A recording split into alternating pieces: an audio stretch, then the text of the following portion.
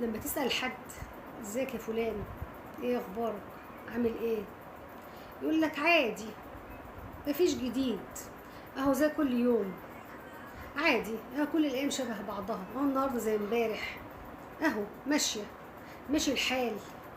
ايه يا احبابي ده، ايه ده؟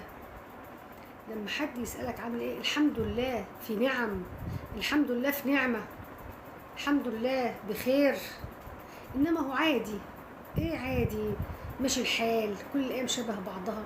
هو لا قدر الله لما تبقى في كارثه او مصيبه او ايام الكورونا او ايام الازمات والكوارث والاعاصير والسيول والحاجات دي كلها، بنتمنى ان العادي ده يرجع تاني، بنتمنى ان احنا نعيش عادي، الحمد لله الاوضاع تبقى مستقره وتبقى كله شبه بعضه.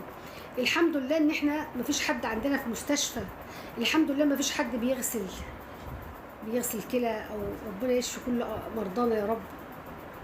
الحمد لله ان مفيش حد محبوس في مستشفى، الحمد لله مفيش حد عليه احكام ولا حد محبوس ولا حد عنده قضايا ولا عندنا حروب ولا عندنا ليل ونهار صواريخ بتتضرب فوق دماغنا زي بعض الدول. ربنا يا رب ان شاء الله ينصرهم، ربنا ينصرهم على اعدائهم يا رب ويمكن لهم يا رب باذن الله.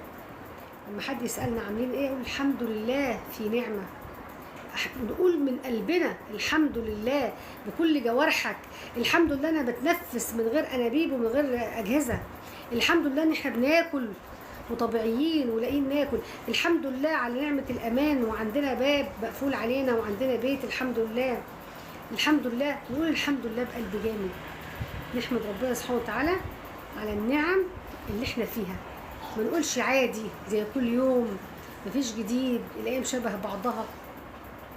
حد يسألنا ومن غير ما حد يسألنا ليل ونهار إن الله لا يرضى عن العبد إذا أكل أكلة وحمد الله عليها، وإذا شرب الشرب وحمد الله عليها.